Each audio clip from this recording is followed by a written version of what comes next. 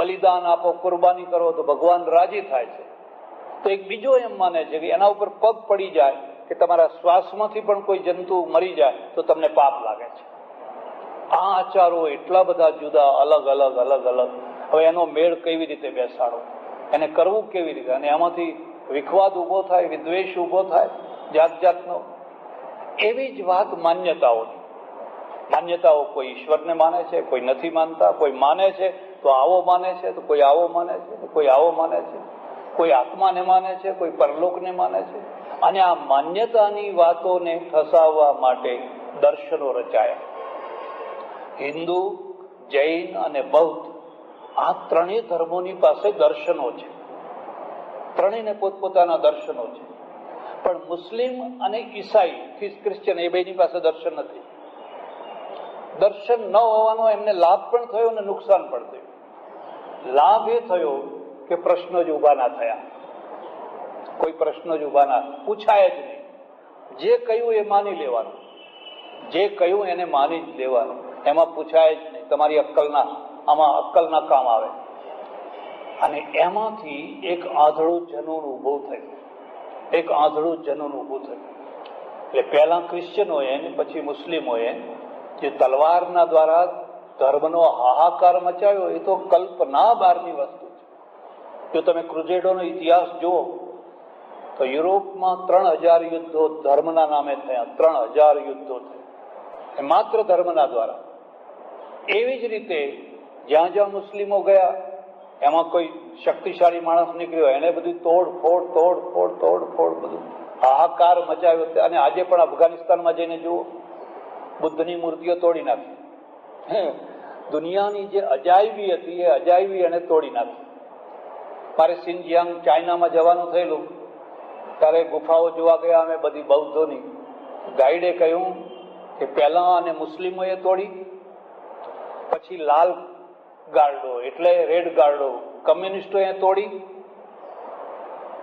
ચાઉએન લાઈના સમયમાં એને ભાન થયું, એને કહ્યું અરે આને તોડશો નહીં, આ તો સોનાની મુરગી છે, આપણને કેટલી કમાણી કરી આપશે. અમેરિકાએ સમજાવ્યું કે આ બધું ના તોડાય. પછી અટકાવી દીધો. હવે અહીંયા રોજના લાખો ડોલર આવે છે. બધા ટુરિસ્ટો અહીં જોવા આવે છે આ ગુફાઓ, અને એમાંથી આ દેશને લાખો ડોલર વિદેશી ઊંડિયામણ મળે છે. એટલે એ લોકો તો બુદ્ધિશાળી નીકળ્યા. પણ આ અફઘાનિસ્તાન વાળાએ તો સોનાની મુરગી મારી નાખી. બસ તોડી નાખો, તોડી નાખો, તોડી નાખો. આ શિર્ક છે. શિર્ક એટલે પાપ છે, ધર્મ વિરુદ્ધનો છે. અને ધર્મ વિરુદ્ધની એટલી મોટી વાતો ઊભી કરી દીધી. તો એનું પરિણામ તમે જોઈ શકો છો. એ પરિણામમાં શું થયું? પશ્ચિમમાં ઘણા વર્ષો પછી, લગભગ 15મી 16મી શતાબ્દીમાં, આમ તો 12મી શતાબ્દીથી જ, પણ 15મી 16મી શતાબ્દીમાં જે આ ચર્ચ હતા એના પાદરીઓ છે એ પ્રયોગશાળા તરફ ગયા. પ્રયોગશાળા. બાકી પહેલા આખી દુનિયા ધર્મશાસ્ત્રો ઉપર જ ચાલતી. બધા નિર્ણયો બાઇબલ ઉપર, કુરાન ઉપર, વેદ ઉપર, ગીતા ઉપર, પુરાણ ઉપર, પોતપોતાના ધર્મશાસ્ત્રો ઉપર. એ સિવાયનો કોઈ ગ્રંથો જ નથી. પહેલી વાર આ લોકો કોપનહેગસ કે ફલાણા કે બધા છે એ ગયા અને એમણે વિદ્રોહ કર્યો. અને એ વિદ્રોહના પરિણામ સ્વરૂપે એમને બાળવામાં આવ્યા, એમને જલાવવામાં આવ્યા, એમના ઉપર એટલા જુલમ કરવામાં આવ્યા. પણ એ થાક્યા નહીં. અને ના થાકવાના કારણે ધીરે ધીરે આખું જે યુરોપ છે એ ચર્ચમાંથી પ્રયોગશાળા તરફ ગયું, લેબોરેટરીમાં ગયું. અને લેબોરેટરીમાંથી વિજ્ઞાન નીકળ્યું. એમાંથી પહેલા સ્ટીમ એન્જિન, કોલસાનું એન્જિન, સ્ટીમનું એન્જિન, પછી ઓઇલ એન્જિન, અને પછી ઇલેક્ટ્રિક. અને આજે તો તમે જુઓ તો આખી દુનિયા યુરોપની મુઠ્ઠીમાં. જો યુરોપ લેબોરેટરીમાં ના ગયું હોત અને માત્ર આ ધર્મશાસ્ત્રોમાં જ રહી ગયું હોત તો યુરોપ આપણા કરતા પછાત રહ્યું હોત. કારણ કે યુરોપ ઉપર કુદરતની બહુ મહેર નથી. પણ મુસ્લિમો એ ના થઈ શક્યા, કારણ કે એક જ પુસ્તક પર્યાપ્ત છે. એક જ પુસ્તક પર્યાપ્ત હોવાના કારણે આ પ્રજા પછાતની પછાત રહી ગઈ. ભણવામાં, વેપારમાં, આગળ વધવામાં, દરેક બાબતમાં પછાત. એનામાં એકતા ગણી, એનામાં સાહસ ગણું, શૌર્ય ખરું, એ બધું ખરું. પણ એ દુનિયાની કોઈ આગળ નીકળનારી પ્રજા ના થઈ શકે, કારણ કે મગજમાં બેસાડી દીધેલું કે આ એક જ પુસ્તકમાં બધું આવી ગયું. હિન્દુ પ્રજા છે એ ફોરવર્ડ પ્રજા છે. 100 વર્ષ ઉપર 150 વર્ષ ઉપર કાશીના પંડિતો જે કે એ જ થતું. કાશીના પંડિત સિવાય કોઈ એક આટલી વાત સાંભળવા તૈયાર નહીં. આજે કાશીના પંડિતોની મોનોપોલી ખતમ થઈ ગઈ, સાધુઓની મોનોપોલી ખતમ થઈ ગઈ. હવે હિન્દુ છે એને જે ઠીક લાગે એ કરી શકે છે. એટલે જે ધાર્મિક પકડ હતી, જબરજસ્ત પકડ, એ છૂટી ગઈ. અને છૂટી ગઈ એટલે આજે એ સારામાં સારા વિજ્ઞાનના ક્ષેત્રમાં જઈ શકે છે, અમેરિકા જાય છે. હવે કોઈ નાત બાર નથી મૂકતું, કોઈ એનો વિરોધ નથી કરતું. ઉલટું અમેરિકા જવા માટે પડાપડી લોકો કરે છે, કારણ કે આના પાછળ જે ધર્મની પકડ હતી એ છૂટી થઈ. એટલે ધર્મશાસ્ત્રો છે આ 3 કામો કરે: આચારનો નિર્ણય કરે, માન્યતાઓનો નિર્ણય કરે, અને એને પોષણ આપનારી કથાઓ. આ 3 બાબત. આ બધાના કારણે વર્ષો સુધી આખી દુનિયા વલોવાતી રહી. આખી દુનિયા ચે ચે ચે ચે, એટલો ત્રાસ, એટલો જુલમ. જો આ ઇતિહાસ તમે જુઓ તો તમને નવાઈ લાગે, એટલી બધી થતી રહી. આમાંથી બચવું કેવી રીતે, નીકળવું કેવી રીતે? એનું પહેલું સૂત્ર નીકળ્યું અમેરિકા, થિયોસોફિકલ સોસાયટી. જો તમે નામ સાંભળ્યું હોય તો થિયોસોફિકલ સોસાયટીની રચના થઈ. આ રચનાનો ઉદ્દેશ પણ આ જ હતો કે ભાઈ આટલા બધા ધર્મો છે, ભલે જેને જે પાળવું હોય પાળો, પણ આપણે એક જગ્યાએ ભેગા થઈએ. તમે તમારો ધર્મ છોડી દો એવું ના કહ્યું, તમે તમારું રાષ્ટ્ર છોડી દો એવું પણ ના કહ્યું.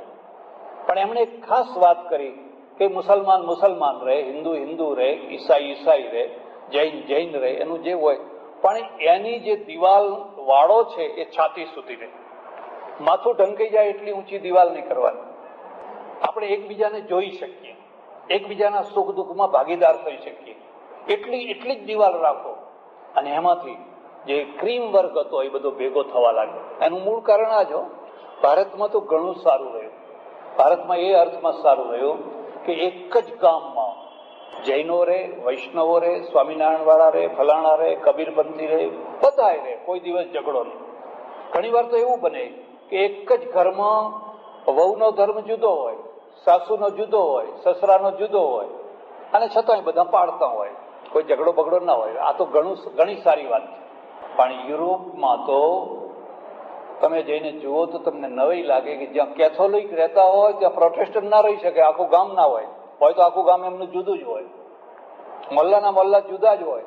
એ બિલકુલ જાણે એકબીજાને કઈ લેવા દેવાની એટલી બધી વેર વૃત્તિ, એટલો બધો વિરોધ.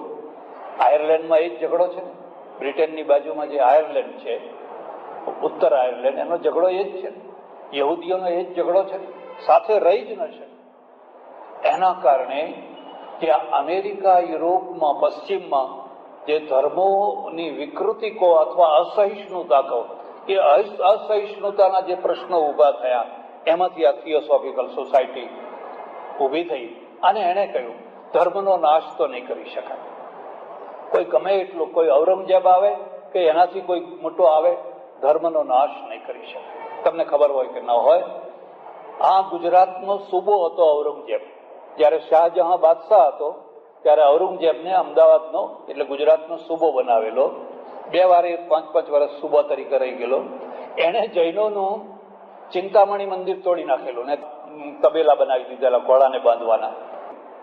ત્યારે અહીંયા કોઈ પ્રભાવશાળી શેઠ હતા, એ શાહજહાં પાસે ગયેલા અને સમજાવીને પછી ફરી પાછું લીધું. એ ગમે એટલો કોઈ હોય, પણ જૈન ધર્મનો કઈ નાશ ના થયો, હિન્દુ ધર્મનો નાશ ન થયો, કોઈ ધર્મનો નાશ નહીં કરી શકાય. ગમે એટલો કોઈ શક્તિશાળી માણસ આવે તો પણ. રશિયામાં 70 વર્ષ સુધી ચર્ચોને તાળા મારી દીધા, બધા ચર્ચોને તાળા મારી દીધા કમ્યુનિસ્ટોએ. આજે દુનિયાનું મોટામાં મોટું ચર્ચ મોસ્કોમાં બંધાઈ રહ્યું છે. મોટામાં મોટું ચર્ચ મોસ્કોમાં બંધાઈ રહ્યું છે. એટલે દબાઈ જુઓ, મારી તો જુઓ તો. ત્યારે હવે રસ્તો શું છે? રસ્તો એક જ છે કે જે છે એને મેળવીને ચાલો. એમના અંદરનું જે પોઈઝન, જે ઘૃણા છે એ કાઢી નાખો, જે દેશવૃત્તિ છે એ કાઢી નાખો, પંડિતોની જે ભાષા છે એને કાઢી નાખો, અને સંતોની જે ભાષા છે જેમાં મેળ મિલાપ, એકબીજાના પાસે નજીક આવવાની વાત છે, એને રહેવા દો. એટલે પહેલું કામ મારી દ્રષ્ટિએ થિયોસોફિકલ સોસાયટીએ કર્યું. અને એથી વધારે મહત્વનું બીજું કામ મહાત્મા ગાંધીજીએ કર્યું. ગાંધીજીએ ગાંધીજીનું આખું જીવન જ પ્રયોગથી ભરેલું છે. બધું પ્રયોગ જ પ્રયોગ છે. આ દક્ષિણ આફ્રિકા ગયા ત્યારથી એમના પ્રયોગો શરૂ થયા. એમને પેલી ટ્રેનમાંથી ફેંકી દીધા, ફર્સ્ટ ક્લાસમાં ના બેસવા દીધા, ત્યારથી બધું પ્રયોગ જ પ્રયોગ છે. અને એ પ્રયોગમાં એમણે જોયું કે આ ભારતને જો આઝાદ કરવો હોય, અંગ્રેજો પાસેથી જો ભારતને પાછું લેવું હોય, તો અંદર અંદરના વિખવાદ મટાડવા જોઈએ. અને અંદર અંદરના વિખવાદ ભારત છે એમાં આર્થિક વિખવાદો એટલા નથી, સામાજિક વિખવાદો એટલા નથી. ખરા વિખવાદો ધાર્મિક વિખવાદ છે. અંગ્રેજોએ પણ આ સમજેલા કે ભારતમાં રાજ કરવું હોય, ભલે લોકો ગરીબ હોય, કંગાલ હોય, ભૂખે મરતા હોય, કદી ક્રાંતિ કરવાના નથી, પણ એમના ધર્મને ના છંછેડો, એમની ડેરીને ના અડો, એમની ધજાને ના અડો. એ જેમ કરતા હોય એમ કરવા દો, તો ભારતની પ્રજા કદી પણ ઊંચું માથું કરવાની નથી. રશિયામાં જે ક્રાંતિ થઈ એ ધાર્મિક ક્રાંતિ નહીં, આર્થિક ક્રાંતિ, પૈસા માટેની ક્રાંતિ થઈ. પૈસો કોની પાસે હોવો જોઈએ, ચાઇનામાં બીજે. પણ ભારતમાં તો આર્થિક ક્રાંતિ શક્ય જ નથી. અહીંયા ધર્મને નહીં છંછેડવાનું. એટલે જે રીતે ધર્મ વ્યવસ્થા ચાલતી હતી એ પ્રમાણે બધી ચાલતી હતી. અને એમાં હિન્દુ અને મુસ્લિમ અને બીજા બધા અંદર અંદર અંદર અંદર જે વિખવાદ ઉભો થયો, ગાંધીજીએ જોયું કે ભવિષ્યમાં આ વિખવાદ વધવાનો છે, અંગ્રેજો એનો લાભ ઉઠાવવાના છે. એટલે એનો રસ્તો એક જ છે કે આપણે બધાને હળી મળીને એક સાથે રહેતા શીખવાડીએ. અને એક સાથે શીખવાડવું હોય તો શું કરવાનું? બધા ધર્મોમાંની સારી સારી વાતો લેવાની. ગાંધીજીએ કહ્યું કે બધા ધર્મોમાં સારી સારી વાતો છે. હું તમને એનાથી જરા ઉલટી વાત કહેવા માંગુ છું કે બધા ધર્મોમાં કેટલીક ખરાબ વાતો પણ છે. બધામાં છે, કોઈ અપવાદ નથી એમાં. કોઈને ખોટું લાગે તો માફ કરે, પણ ખોટી ખોટી વાતો છે એને છોડી દેવાની છે. એ કાંકરા કાઢી નાખવાના છે. સમયની સાથે, યુગની સાથે, પરિસ્થિતિની સાથે તમારે અમુક વ્યવસ્થા, અમુક કાંકરા સુધારવા જ પડતા હોય છે. અને ના સુધારો તો ના ચાલે. હું 30 વર્ષ ઉપર જયારે આ રોડ ઉપર ફરતો હતો ત્યારે મેં જે દ્રશ્ય જોયા એ જુદા છે, અને આજે હું દ્રશ્ય જોઉં છું એ જુદા છે. 30 વર્ષ ઉપર જયારે હું ફરતો ત્યારે હું જોતો કે જૈન સાધુઓના ટોળે ટોળા આવી રહ્યા છે, સાધ્વીઓના ટોળે ટોળા આવી રહ્યા છે. આજે જોઉં છું તો લગભગ બધાના પગમાં પેલા કપડાના હોય છે ને, કપડા બાંધેલા છે. બધા મોટા ભાગના લારીઓમાં બેઠેલા છે. કોઈ સાધ્વી કે કોઈ બેન કે ધકેલી રહ્યા છે. પેલા પેલી ડોલીઓમાં ફરતા હતા, હવે આ લારીઓમાં ફરી રહ્યા છે. અને શરૂમાં હવે કોઈ ગાડીમાં બેસશે તો લોકો વિરોધ કરશે, પણ વિરોધ ઠંડો પડી જશે. અમારે પેલા બંધુ ત્રિપુટી છે, એમની બિચારાની કાર તોડી નાખી, પંચર કપાડી નાખ્યું. બસ શરૂઆત છે, આ રિએક્શન છે. પણ આ રિએક્શન ધીરે ધીરે તમે જોશો તો આ બધું બદલાઈ જવાનું, પરિવર્તન થઈ જવાનું છે. આ અમદાવાદમાં કોઈ ઉતર્યું હોય, એને ક્યાં બહાર કુદરતી હાજતે જવા માટે જંગલ ક્યાં રહ્યું, ક્યાં જવું એને બહાર? કાં તો એને અમદાવાદ આવતા બંધ કરો, અને કાં તો પછી આ વ્યવસ્થામાં કઈ સુધારો કરો. પહેલી વ્યવસ્થા હતી ત્યારે પરિસ્થિતિ જુદી હતી, આજની પરિસ્થિતિ જુદી છે. તમે કડક થઈને વળગી રહો તોય અંતે તમારે થોડા ટાઈમ પછી ઢીલા થવું જ પડવાનું છે. આ બધું પરિવર્તન છે, અને એ પરિવર્તન છે એટલે ગાંધીજીએ કહ્યું ભાઈ આપણે બધામાંથી જે સારું છે એ ગ્રહણ કરી લો અને એને મૂર્ત રૂપ આપો પ્રાર્થનામાં.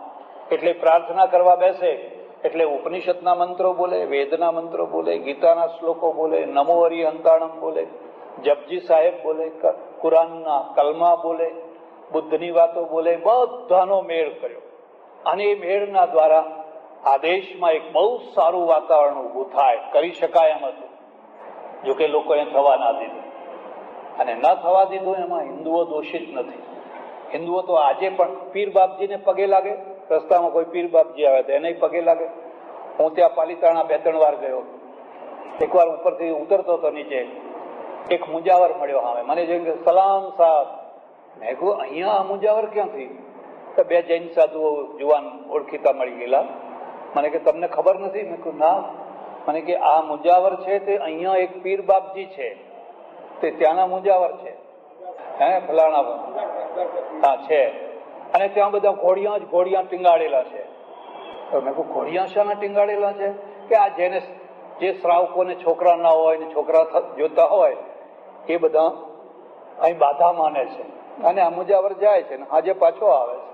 મારા મનમાં એમ થાય કે આખું આ જૈન નગર છે, અને આ જૈન નગરમાં આટલા બધા ડેરા ઉભા કર્યા છે ને હજુ તો થયા જ કરે છે.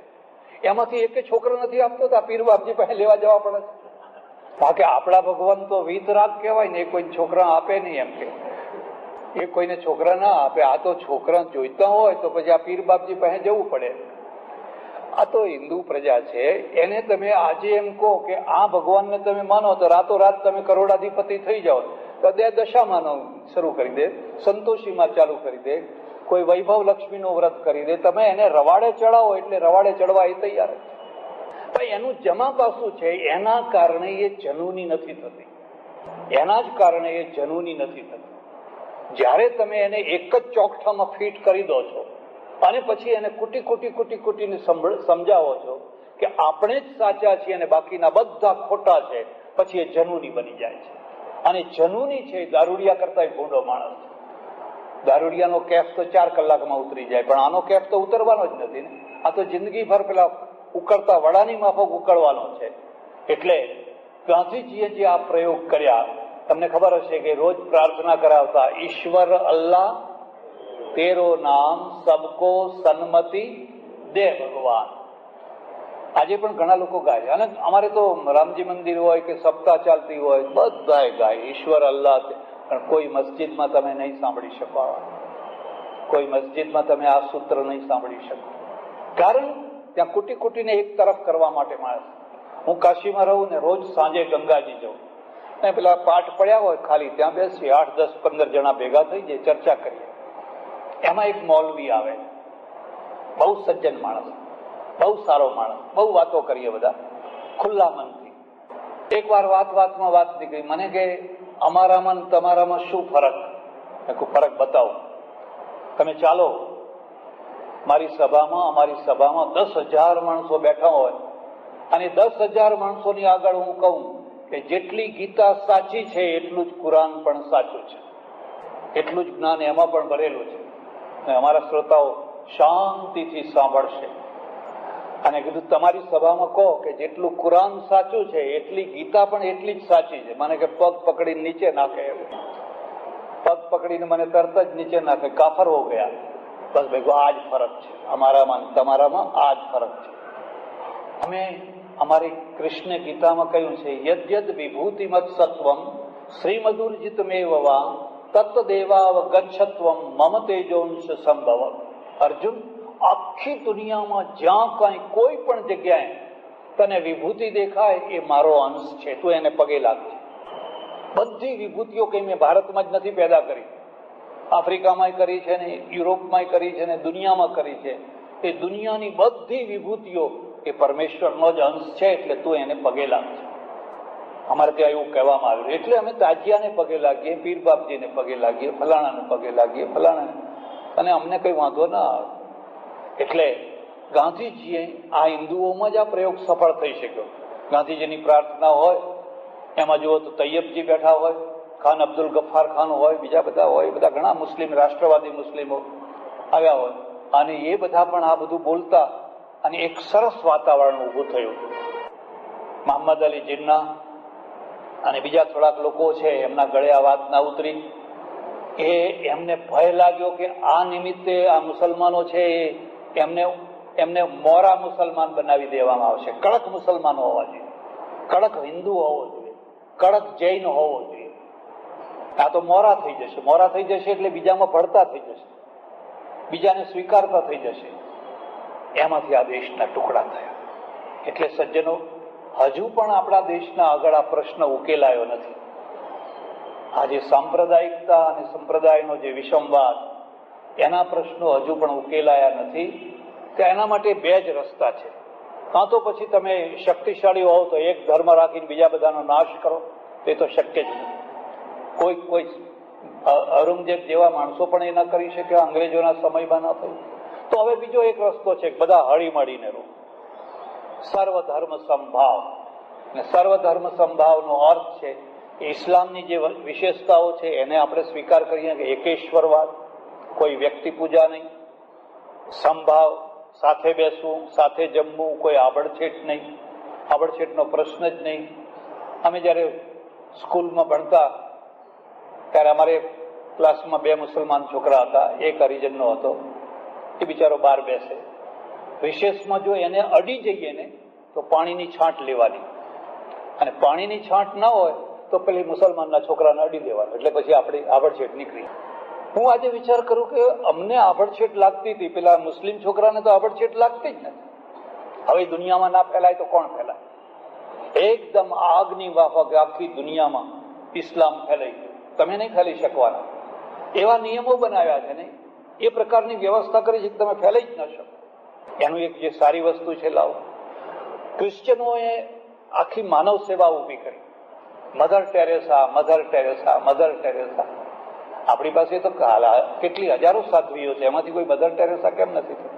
અને થાય તો સમાજ એને સ્વીકાર નથી કરતો. ચંદનાજી છે, આજે તમે જુઓ તો ત્યાં સમિત શિખર ને એ બધી ઘણી જગ્યાએ કેટલું બધું સારું માનવતાનું કામ કરે છે, પણ એમને ઘણો સંઘર્ષ કરવો પડ્યો છે, કરવો પડે છે. બ્લુ પ્રિન્ટ એવી છે, બ્લુ પ્રિન્ટ જ એવી છે. અને એના મૂળમાં પણ એક કારણ છે, એના મૂળમાં પણ કારણ છે. આપણે એટલે પંડિત સુખલાલજીએ બહુ સરસ વાત લખી છે. એમણે કહ્યું છે કે ભારતના ત્રણેય ધર્મો, હિન્દુ, જૈન અને બૌદ્ધ, નિવર્તક ધર્મો છે, પ્રવર્તક ધર્મો નથી. આ બે શબ્દો વાપર્યા છે, નિવર્તક ધર્મો છે. નિવર્તક ધર્મનો અર્થ થાય છે સંસારમાંથી છૂટો, પરલોકની સાથે જો સંબંધ કરવો હોય તો આ સંસારમાંથી છૂટવાનું. છૂટો, પત્નીથી છૂટો, રાજપાટથી છૂટો, દુકાનથી છૂટો, પરિવારથી છૂટો. જેણે વધારે છોડ્યું એ ત્યાગી થયો ને એ જ મહાન થયો, એ જ મહાન થયો. છોડવાથી મહત્તા આવે છે. એટલે આ બધા છોડનારા નિવર્તક ધર્મો છે. અને નિવર્તક ધર્મમાં જે માનવતાનો ઉદ્ભવ થવો જોઈએ, કેમ ઉદ્ભવ ના થયો? આ ક્રિશ્ચિયનોમાં જ કેમ થયો? આપણામાં એ માનવતાનો કેમ ના થયો? કારણ કે આપણે એમ માની બેઠા કે બધા પોતપોતાના કર્મો ભોગવે છે. આ બધા જે દુઃખી થાય છે પોતાના કર્મે દુઃખી થાય છે, માટે હવના કર્મ ભોગી લેવા દો, એમાં કઈ પડવા જેવું નથી. હું વૃંદાવનમાં રહું અને આશ્રમ એવો ને, ખુલ્લો આશ્રમ, ખાલી પાણી જ મળે, બીજું કઈ નહીં. એટલે અન્ન ક્ષેત્રમાં જમવા જઈએ, 8-10 ગાયો આવીને બેઠી હોય, રખડતી, ધણી વિનાની.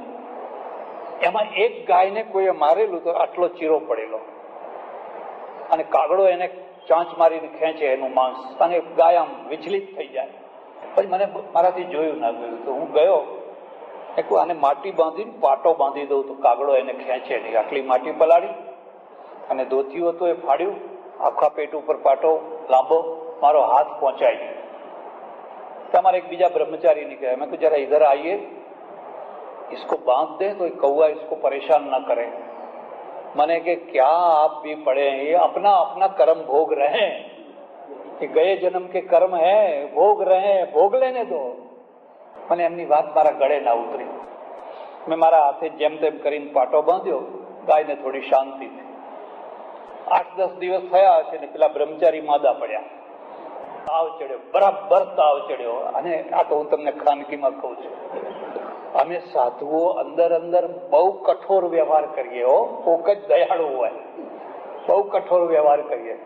એટલે બૂમો પાડે, પાણી પીલા દો, પાણી પીલા દો, પાણી પીલા દો. તો હું જઈ એમના રૂમના દરવાજે ઉભો થઈ ગયો. મને કે દેખતે ક્યા હો, मेरी जान जा रही है, पानी पिला दो. नहीं तो स्वामी जी चिंता मत करो, ये गए जन्म के कर्म है, भोग लो इसको, भोग लो, नहीं तो फिर दूसरा जन्म लेना पड़ेगा, भोग लो इसको.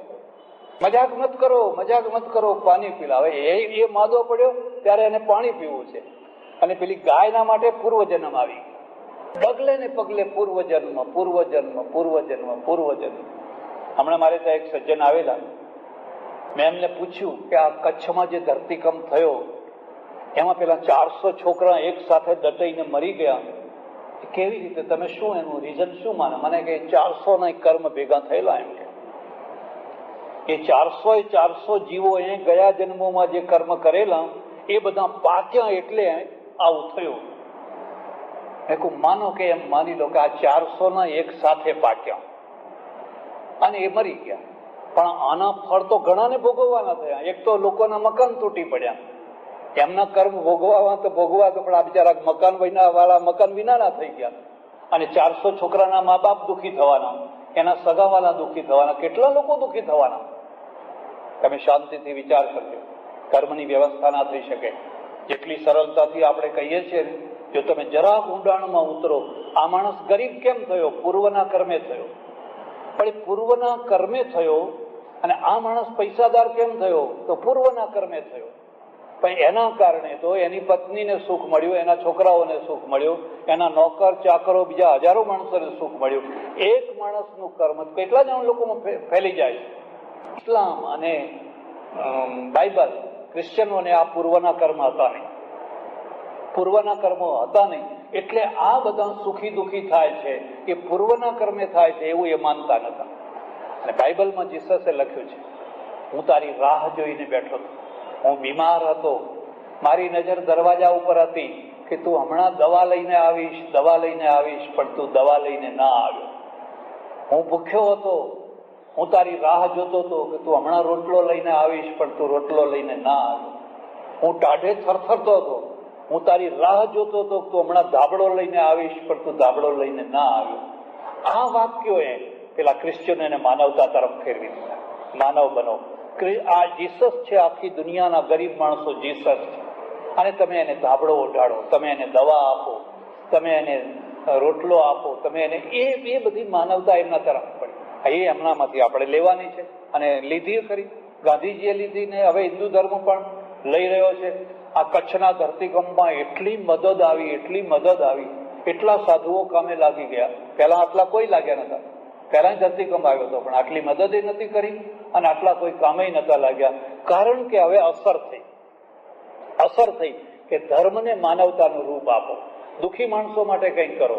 દુઃખી માણસો, આ મારા પાસે એક પેમ્પલેટ પડ્યું છે, એમાં ચંદનાજી જે સાધ્વી બેન છે, 6000 બાળકોને દત્તક લેવાની વાત છે. 6000 બાળકો છે, એમનું ભવિષ્ય સુધારવાનું. હવે એમને તમારે પૂર્વના કર્મના આધારે છોડી દેવા છે કે એમના કર્મ હશે એવું થશે. કોઈ વિધવા થઈ તો પૂર્વના કર્મે થઈ. ઘણી વાર એવું બને કે રોગી માણસને પરણાવો તો વિધવા થાય, એને બીજે પરણાવો, એને જીવનને સુખી બનાવો. પ્રશ્નોને ઉકેલો, કુદરતના સમીપમાં રહો. ફરીથી આ વાત કહું છું, જેટલા તમે કુદરતના સમીપમાં રહેશો એટલા જ તમે વધારે ટેન્શનથી મુક્ત રહેશો અને ધર્મને વધુ ન્યાય આપતા થશો. આજે અખબારોમાં, પેપરોમાં તમે જુઓ તો રોજ 2-3-4 દિવસ થાય એટલે એકાદ સાધુની કોઈ ને કોઈ ખરી ખોટી વાતો આવ્યા જ કરતી હોય. વાંચ્યા જ કરો, લોકોને અશ્રદ્ધા થઈ જાય. તમે હરિદ્વારમાં જઈને રહો તો હરિદ્વારમાં આજે ઘણા સાધુઓ છે, પણ સાધુઓનું કોઈ માન નહીં, કોઈ માન નહીં. કાશીમાં કોઈ માન નહીં. જ્યાં ઘણા સાધુઓ રહેતા હોય ત્યાં સાધુઓનું માન હોય જ. પાલીતાણામાં જાઓ તો પાલીતાણામાં એ દશા. હું 2-4 દિવસ રહ્યો તો સ્થાયી માણસોને પૂછીએ ને તો બધા ઘરણાની વાતો કરે. કેમ? સાધુ નથી બગડી ગયા, નિયમ બગડી ગયા છે. તમે એમના માટે જે નિયમ બનાવ્યા છે એ અકુદરતી બનાવ્યા છે, અને અકુદરતી બનાવ્યા છે એટલે એ નથી પાડી શકાતા, એટલે પછી તમે એની નિંદા કરો છો. એની જગ્યાએ તમે હોવ તો તમારી પણ આ જ દશા થાય. હું કાશીમાં રહું ને અમારે આશ્રમમાં એક સાધુ બિહાર તરફના રહે, એ કોઈ વાર પિક્ચર જોવા જાય. ત્યારે તો આ ટીવી ને વિડીયો ને એવું બધું નતું. સિનેમામાં પિક્ચર જોવા જાય, સફેદ કપડાં પહેરે. એટલે મેં એમને પૂછ્યું કે ભાઈ તમે પિક્ચર જોવા જાઓ છો? મને કે હા હમ તો જાતે હૈ. મેં પૈસા ક્યાંથી લાવો છો? हमारे पास कोई ना कोई पैसा नहीं क्या रहे. देखो मैं हर बरस गुजरात जाता हूँ. हमारे एक साधुओं में एवी मान्यता है कि ढोंगी को गुजरात है. एक एवो दोहरो है, तमने गमे के ना गमे. कर्मी को दक्षिण भला, ज्ञानी को पंजाब, मूर्ख को माळवो भलो और ढोंगी को गुजरात. એ બધા આવે અહીંયા. મને કે હું દર વર્ષે ગુજરાત જઉં છું અને ત્યાંના મહાપાપી જે શેઠિયાઓ, આ એના શબ્દો કહું છું, બધા કાળા બજારી ને ફલાણું ને બધા ખોટા ધંધા કરનારા જે શેઠિયાઓ, એને હું સભા વચ્ચે ધર્મ પુરુષનું સર્ટિફિકેટ આપું છું કે આ શેઠ તો બડે ધાર્મિક હે, બડે ધાર્મિક હે, ધર્મ પ્રાણ હે, એવું એમને આના વખાણ કરું છું. એ મને પૈસા આપે છે. હવે એ પૈસાથી હું સિનેમા જોઉં છું. આ પૈસાનો બીજો ઉપયોગ શું કરું? મને હું છેતરીને લાયો છું, એટલે આ કામ મારે કરવું. હવે સિનેમા જોવું એ કોઈ પાપ નથી. કોઈ ગ્રહસ્થનો છોકરો બીજો કોઈ જોવા જાય તો કોઈ એમ ના કે કોઈ પાપ કરે છે, બધા જતા જ હોય છે. પણ સાધુ જોવા જાય તો સહન ના થાય. કારણ કે સાધુ માટે જે આખી વ્યવસ્થા ઉભી કરી એ વ્યવસ્થા તો જુદી જ વ્યવસ્થા છે. એટલે અમારે ઘણા સાધુઓ તો ડ્રેસ બદલી જ જાય. તો મારે કેવું નથી, થોડા આખા ડ્રેસ બદલી નાખે. એવા ઘર રાખ્યા હોય ત્યાં બધું ઉતારી મૂકી દે, પછી લેંગા ભેગા કરીને જાય. અરે તમે 5-5, 10-10 વર્ષના છોકરાઓને સાધુ બનાવ્યા છે. હવે આ લાડવા ખાઈ ખાઈને અલમસ્ત થયા છે અને કુદરત અંદરથી એમને જંપવા દેતી નથી ને તમે એની પાસે જબરજસ્તી સાધુપણું લાદવા માંગો છો. ચાલવાનું નથી, એ ચાલવાનું કદી ચાલવાનું નથી. પહેલામાં પહેલા તો એને કુદરતના નજીક લઈ આવો, એને સારા માણસ તરીકે જીવન જીવવા દો, નહીં તો એ ખરાબમાં ખરાબ માણસ તરીકે જીવન જીવતો થઈ જશે. કારણ કે કુદરત કોઈને છોડવાની નથી. કુદરતનો રસ્તો જ સાચો રસ્તો છે. હા, એ વાત જુદી છે કે માણસનો વિકાસ થયો એટલે માણસના પોતાના વિકાસ માટે માનવીય નિયમો બનાવ્યા હોય એ જરૂરી છે, પણ એ કુદરતનો દ્રોહ કરનારા ના હોવા જોઈએ. કુદરતની સાથે મૈત્રી કરનારા હોવા જોઈએ. કુદરતના સાથે મૈત્રી કરીને તમે વિકાસ કરો તો તમને આનંદ રહેશે. અને એ રીતે તમે અમેરિકા, ઇંગ્લેન્ડમાં જાઓ, તે લોકો નાચે, ગાય, કૂદે, ખાય, પીવે, બધું કરે. કચ્છમાં જો સૌથી વધુમાં વધુ મદદ આવી હોય તો એમની આવી છે. ડોક્ટરો એમના મોંના મુખમાં જઈને બચાવનારા એ કેમ? કારણ કે માનવતા છે. આપણે એ સહન નથી કરી શકતા, આપણે નાચી નથી શકતા, અને નાચી નથી શકતા. પેલા રોજ નાચે છે અને આપણે 12 મહિનાનું નાચવાનું ભેગું કરી રાખી પછી નવરાત્રીના 9 દિવસ નાચીએ છીએ, આખી રાત. નહીં ઊંઘવાનું કે નહીં કોઈને. આ 12 મહિનાનું ભેગું કરી રાખ્યું છે, 12 મહિનાનું. એટલે આદિવાસીઓ તમે જુઓ તો આદિવાસીઓ રોજ નાચ્યા. હોળીના દિવસોમાં બધા હું કરીને ખાઈ પીને જે એમનું ખાતા હોય પીતા હોય, પણ એ એટલો જ સાદો માણસ છે. આપણે જે મારે એક જગ્યાએ એક શેઠ સાંભળવા આવે કથા, સામે જ બેસે અને ચશ્મા વાળા પેલા મોટા ડાબલા વાળા પહેરેલા, મોટી મોટી આંખો દેખાય, આખી સભા હશે પણ એ હશે જ નહીં. અને પછી તો મારું ધ્યાન જ એના તક હસ્યા કે નહીં એમ કરીને આમ જો આમ બેઠેલા જ હોય, મોટી મોટી આંખો દેખાય. પછી એક દિવસ મેં એમને પૂછ્યું, મેં કહ્યું આખી સભા હસતી હોય છે, તમે કેમ નથી હસતા? મને કે શેઠિયા મુવા છીએ, શું કરીએ એમ કે અમારાથી હસાય નહીં, અમારે તો આમ બેસી રહેવું પડે, નોર્મલ જીવન ખોઈ નાખ્યું. એને સહજ જીવન જે છે એટલે લાફિંગ ક્લબો ઉભી કરવી પડી કે હસવા માટે આવો ભાઈ, ક્લબોમાં આવો.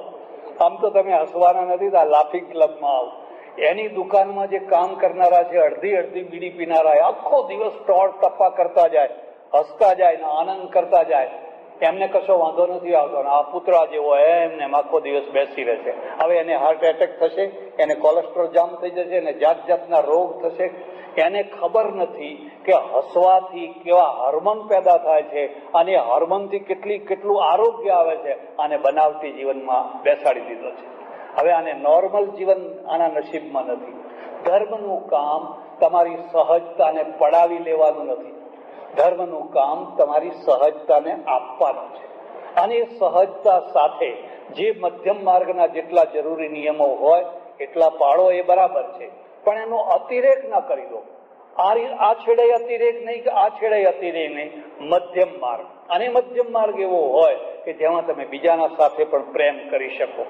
પોતાના ભાઈઓ સાથે તો કરો જ, એ તો આખી દુનિયા જ કરે છે, પણ તમે બીજાના સાથે પણ કરી શકો, ત્રીજાના સાથે પણ કરી શકો. કારણ કે માનવતાની રીતે આખી દુનિયા એક છે. થિયોસોફિકલ સોસાયટીએ કહ્યું ઉપરની દુનિયા એક છે. એમ અમારે ત્યાં પણ વસુધૈવ કુટુંબકમ, વસુધૈવ કુટુંબકમ, આખું વસુધા એ તમારું કુટુંબ છે. એટલે સજ્જનો, આજે પંડિત સુખલાલજીની તિથિ છે, નિમિત્ત છે, અને એ નિમિત્તે મારે અહીં આવવાનું થયું. મને આનંદ થયો. પંડિતજી પોતે પણ એક જાગૃત અને એક વિચક્ષણ ચિંતક હતા. બચપણમાં આંખો ગઈ, પ્રજ્ઞાચક્ષુ થયા, પણ હિંમત ના હાર્યા અને પછી નીકળી ગયા. કાશી ગયા, મિથિલા ગયા, બધે ફર્યા, ભણ્યા અને સાથે સાથે એમણે જૈન ધર્મ, વૈદિક ધર્મ, બીજા ધર્મો એ બધાનું અધ્યયન કર્યું.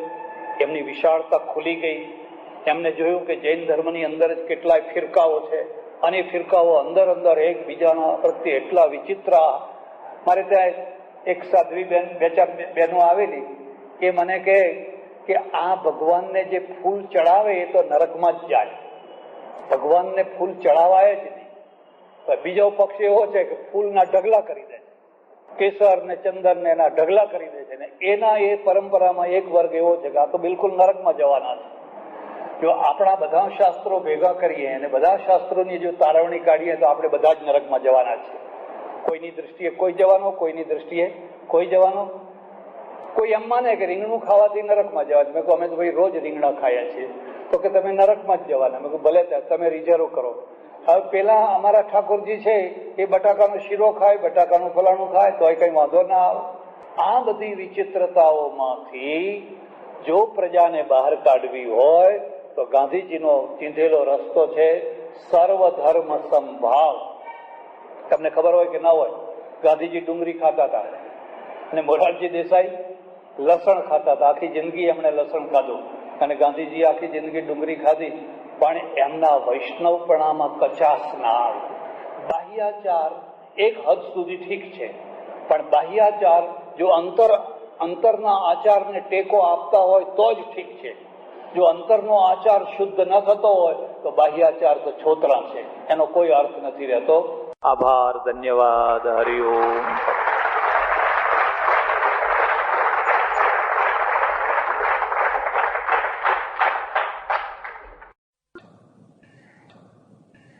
આ આભડછેટની પરંપરાનું નવું મોડલ બ્રહ્માકુમારીઓનું છે. એ તો શું કહે છે કે તમારા સગા ભાઈનું પાણી ના પીવાય. જો એ બ્રહ્માકુમારીમાં દીક્ષિત ના થયો હોય તો એ બધા વિકારી છે, ને વિકારીનું પાણી પીવાય નહીં, કોઈનું ખવાય નહીં, સગા ભાઈનું ના ખાય. એવન સાસુ ને વહુ હોય, એમાં સાસુ જો બ્રહ્માકુમારીમાં હોય અને વહુ ના હોય તો એ વહુની રાંધેલી રસોઈ સાસુ ના ખાય, સાસુનો ચૂલો જુદો હોય. એટલે ભારતમાં એક બહુ મોટો અભિશાપ છે કે ધર્મને આભડછેટના ક્ષેત્રમાં લઈ જાય છે. બ્રહ્માકુમારી વાળા શું કહે છે કે અરે રે, તમને કઈ વિચાર આવે છે? તમે ઈશ્વરને વ્યાપક, આ ઉકરડામાં ઈશ્વર છે, આવી ગંધાતી જગ્યામાં, દુર્ગંધ મારતી જગ્યા છે, ને એમાંય તમે કહો છો ભગવાન બેઠો છે. ભગવાન તો પવિત્ર જગ્યાએ બેસે. ઉપર ફલાણું જે શિવ બાબા છે, એ શિવ બાબા તો ઉપર એકદમ શુદ્ધ જગ્યાએ બેઠેલા છે. તો એમના માટે શું જવાબ છે કે ભાઈ ઉકરડો ગંધાતો છે એ આપણી રીતે ગંધાતો છે. એમાં જે કીડા છે એના માટે એ ગંધાતો, એના માટે એ સ્વર્ગ છે. તો એના માટે શું ગંધાતું છે? એના માટે તમારી સાકર ગંધાતી છે. એક વાત. બીજી વાત કે પેલા રેડિયોની ફ્રીક્વન્સી કે ટીવીની ફ્રીક્વન્સી ઉકરડામાંથી પાર થાય છે, પણ તમારા રેડિયો ઉપર એની કોઈ અસર થાય છે? એ જરા ભાઈ આ રેડિયોમાંથી, અરે ઉકરડામાંથી આ આવે છે એવું કઈ લાગે છે તમને? કેમ? તો એ ફ્રીક્વન્સી કોઈ વસ્તુથી અલિપ્ત છે. એમ આપણે પણ પરમેશ્વરને શું કહીએ છીએ? અલિપ્ત, અસંગ, નિર્વિકારી, અસંગ. એ ગમે તેમાં પાર થાય પણ એને કોઈ એનો સંગ થાય. એનું શું કહેવું? એમનું શું કહેવું છે કે જો ઈશ્વર વ્યાપક હોય તો એક માણસ બીજા માણસની હત્યા કરે છે તો ત્યાં ભગવાન બેઠો જ છે, ત્યાં ભગવાન હાજર જ છે. તો પેલો છુરો મારે છે તો એને રોકતો કેમ નથી? એટલે એનો અર્થ એ થયો કે ત્યાં ઈશ્વરની હાજરી નથી. એટલે આપણે શું કહીએ છીએ કે ભાઈ ચાલો ત્યાં ઈશ્વરની હાજરી નથી એટલે પેલો છુરો મારે છે, પણ તમારી જ્યાં હાજરી છે ત્યાંથી એને દેખાય છે કે નથી દેખાતું? માનો કે ધામમાં બેઠો છે, પણ એ ધામમાં બેઠો હોય એ જોઈ શકે છે કે નથી જોઈ શકતો? ને જો ના જોઈ શકતો હોય તો એ ઈશ્વર ના રહ્યો. અને જો જોઈ શકતો હોય તો કેમ રોકતો નથી? એટલે રોકવું એ ઈશ્વરનું કામ નથી. એ બધાના કામ જુએ છે, એ તો સાક્ષી છે. આમ જુદા જુદા લોકોએ જુદી જુદી ભાવના કલ્પના કરેલી છે. ઉત્તરવર્તી આપણે ત્યાં પણ જે સાકારવાદ આવ્યો, આ બ્રહ્મસૂત્રમાં કોઈ જગ્યાએ સાકારવાદ નથી. કોઈ જગ્યાએ ઈશ્વરના શરીરનો આકાર નહીં બતાવે કે ઈશ્વરને હાથ છે, પગ છે, ફલાણું છે, ફલાણું છે, લક્ષ્મીજી છે, પાર્વતી છે. એ બધું પુરાણવાદમાં આવ્યું. આ આપણા પ્રાચીન જે બ્રહ્મસૂત્ર છે એમાં એ માત્ર નિરાકાર જ છે. ઉત્તરવર્તી કાળમાં પછી શું થયું? ભગવાન વિષ્ણુ વૈકુંઠમાં રહે છે, વૈકુંઠ આવું છે, પવિત્ર છે, ધામ છે, ફલાણું. કૃષ્ણ ભગવાન ગોલોકમાં રહે છે, ત્યાં બધી ગોપીઓ જ ગોપીઓ છે. એક જ પુરુષ છે, કૃષ્ણ સિવાય કોઈ પુરુષ નહીં. એટલે પુષ્ટિ માર્ગના આચાર્યો છે ને એ આટલો મોટો ચોટલો રાખે. સાઉથ ઇન્ડિયન તમે જુઓ, વલ્લભાચાર્યથી માંડીને આવડો મોટો ચોટલો રાખે. એટલું જ નહીં પણ પાછું પેલું માથે ઓઢે. સાઉથ ઇન્ડિયન સંન્યાસીઓ પણ માથે ઓઢે. એ પોતે ગોપી ભાવ છે એ બતાવવા માટે. એટલે ગોલોકમાં તો ભગવાન કૃષ્ણ બિરાજ્યા છે, પછી શિવજી તો કૈલાસમાં બેઠા છે. દરેકે પછી પોતપોતાનું એક ધામ બનાવ્યું. સ્વામિનારાયણ વાળાએ અક્ષરધામ બતાવ્યું. એમાં એક ગ્રંથમાં લખેલું છે કે ભક્તને, સ્વામિનારાયણના ભક્તને બધા દૂતો લઈ ગયા. રામનું સાકેત ધામ આવ્યું, એને સાકેત ધામ કહેવાય. રામ ને સીતા ને લક્ષ્મણ, એટલું બધું સુંદર, એટલું બધું સુંદર. એટલે પણ પેલો કે ના, આ આપણું ન હોય એમ કે, આ ધામ તો સારું છે પણ આપણું ન હોય એમ કે. પછી ગોલોકમાં લઈ ગયા, ત્યાં કૃષ્ણ ભગવાનને આવું બધું બતાવ્યું, બધું વર્ણન કર્યું. તો કે આ પણ આપણું ધામ. પછી શિવજીનું આવ્યું, પછી વૈકુંઠ આવ્યું, પછી ફલાણું આવ્યું, પછી ફલાણું આવ્યું. એ બધાને ના પાડતા પાડતા પાડતા પાડતા છેવટમાં અક્ષરધામમાં ગયો. અને ત્યાં શ્રીજી મહારાજ બિરાજેલા. એટલે પછી કહ્યું કે આ ધામ આપણું. પછી એ પૂછે છે કે હે મહારાજ, શ્રીજી મહારાજ, હવે આનાથી કોઈ ઉપર બીજું ધામ છે? કે ના હો ભાઈ, હવે આનાથી કોઈ ઉપર ધામ, તું જે બધા જોઈને આવ્યો એ બધા નાના ધામ છે, નીચેના ધામ છે. અને એ બધા સામાન્ય લોકો હોય એમને એ ધામ મળે, પણ જે મારો નિજ ભક્ત હોય, અનન્ય ભક્ત હોય, એને જ આ ધામ મળે છે. આ સર્વોચ્ચ ધામ છે. આ શું થયું? સાંપ્રદાયિકતા. આ થયું સાંપ્રદાયિકતા. એટલું સારું છે કે આ બધા નાના ધામ છે એટલું સ્વીકાર કર્યું. હા, નહીં તો એમ જ કે એ તો બધા નરક છે, એમ કે એ તો પાપીઓને માટે નરક છે. પણ હવે જો એવું કે તો મુશ્કેલી આવે કે તો પછી તમારા મા બાપ ક્યાં ગયા છે? 200 વર્ષ પહેલા તમારા માતા પિતા, એના માતા, એના પિતા, એના પિતા, એ બધા તો પછી બિચારા ક્યાં ગયા હશે? તો એટલે આ શું દર્શન ના કહેવાય, આને શું કહેવાય? સાંપ્રદાયિકતા કહેવાય. આમાં એવું કોઈ નહીં. તમે આખું બ્રહ્મસૂત્ર જો અધ્યયન કરો ને, ખરેખર અધ્યયન કરવા જેવો ગ્રંથ છે, તો આવી કોઈ ચર્ચા નહીં. આપણા ત્યાં અહિંસાની પરાકાષ્ઠા આવી ગઈ. આ અર્જુનના વિચારો છે. પરાકાષ્ઠા આવી ગઈ. હું તમને એક જ દાખલો આપું. ગાંધીજી દક્ષિણ આફ્રિકામાં રહે અને એમને ઘણા પ્રશ્નો ઉભા થાય. ચિંતક હતા, વિચારક હતા. શ્રીમદ રાજચંદ્રને એમણે 27 પ્રશ્નો પૂછ્યા. આજે પણ એ ચોપડી છે, 27 પ્રશ્નો, એ નાની ઉંમર, યુવાન ઉંમરમાં. અને એમાંનો એક પ્રશ્ન એમણે એવો પૂછ્યો કે હું જતો હોઉં એક સાંકડી ગલીમાં અને સામેથી એક ઝેરી સાપ ફૂંફાડા મારતો આવતો હોય અને મને ખાતરી હોય કે આ સાપ મને કરડવાનો છે અને મને મારી નાખશે,